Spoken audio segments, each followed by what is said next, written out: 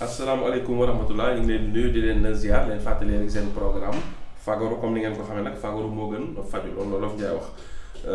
vidéo tey nag dañ ñëw ci li nga xamante ni moom mooy njariñu garab yi nga xam ne moom la ñuy wax palmier. voilà palmier nag xam naa xaw na bëri ay variété mais de manière générale mooy palmier voilà ñu gën koo xam fii ci genre comme palmier à huile garabu tiir. voilà bi ñuy defaree tiir xam ni Casamance la gën a bëri donte am na fu bëri ci dëkk bi.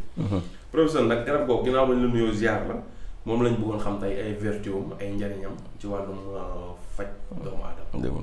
waaw sëñ Pape maa ngi lay nuyu ginnaaw bi ñu nuyee ñi seetaan yëpp xam naa buñ ci defee émission moom waa Casamance dinañ wax li waa Saalum waxoon keroog benn paa dama woon ne moom ñun waa Saalum ñu ngi fii ma garab yi nga waxtaanee fii la gën a bëri dafay bëri te ñun xamuñu ci dara ci njariñ waaye àddina mi ngi noonu.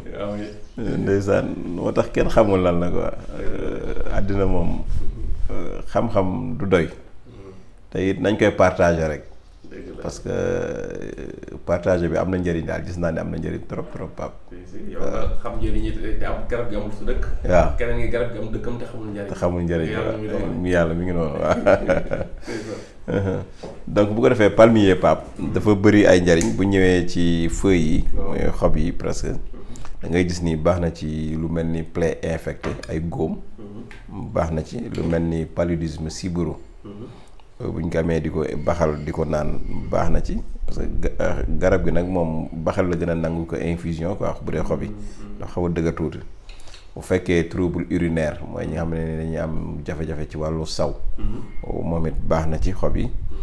bu fekkee ñi nga xam dañuy am les règles douloureuses nga xam ne bu ñuy gis ba mbaax règle muy metti ak yu demee noonu ñoom it bu ñu amee xob yooyu di ko baxal di ko naan baax na ci bu fekkee ci wàllu reen bi la ñi nga xam ne am nañu reen bi buñ ko fekkee ci wàllu bronchite mooy ci wàllu dënn ak yu demee noonu mooy lu mel ni ay sëqat ak yu demee noonu donc baax na ci wàllu rhumatisme tànk yu métti ak yooyu bu ñu amee reen bi aussi di ko baxal di ko naan baax na ci bu ñu amee li ñuy wax les maladies cardiovasculaires mooy maladie yoo xamante ne ci wàllu xol la ci xol bi la jëm ñoom it bu ñu ko amee di ko baxal di ko naan baax na ci ñoom su fekkente ni tamit ci wàllu reen bi am nañ reen bi di ko baxal baax na ci wàllu hépatite li ñuy wax ay hépatite B C ak yu demee noonu mais aussi baax na ci tamit également ci wàllu diabète ñi nga xam ne am nañ diabète mën nañ koy utiliser di ko jël ñi nga xam ne am nañ prostate aussi suñu amee reen bi wala xob bi ñu doon waxee sànq noonu buñ ci amit baax na ci wàll wi donc kon da ngay gis ni garab la goo xamante ni baax na ci wàllu yooyu yëpp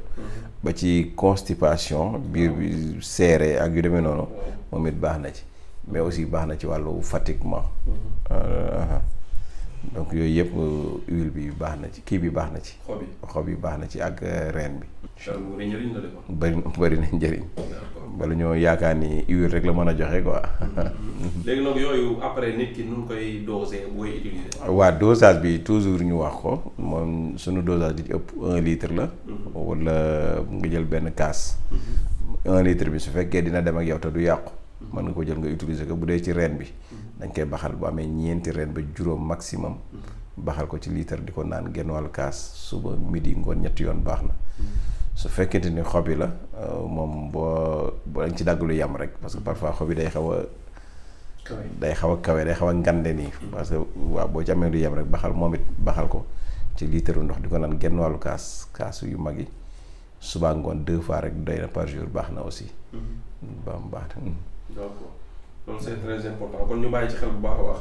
loolu muy njariñu garabu palmier. voilà te loolu c'est très important nit ñi xam nga parce que palmier bëri na ci dëkk bi. même fii Dakar da ngay gis ay kër yoo xam ne dinañ benn yoon dañ koy am. da ngay am waaw effectivement donc nag Casamance mooy zone bi nga xamante ni. foofu mooy zone bi mu gën a bari. voilà kon professeur ñu ngi lay remercier. ñu ngi lay fay sëñ Pape. di jox rendez-vous ñi doon suivre ci rubrique boobu nga xamante ni mooy plante de la semaine semaine prochaine.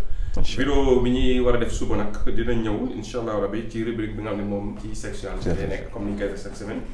bu ko defee dinañ ñëw ci lubrifiant artificiel. Bon ou mauvais pour sur la santé wala. voilà sur la santé sexuelle voilà. maanaam ñi nga xam tey dañuy sëy mais dañuy ut ay produits yoo xam ni day rataxal sëy bi Sëy ñuy bi. parce que am ñoo xam ni soxna yi am peut-être dañuy am sécheresse vaginale seen awra yi day ñagas.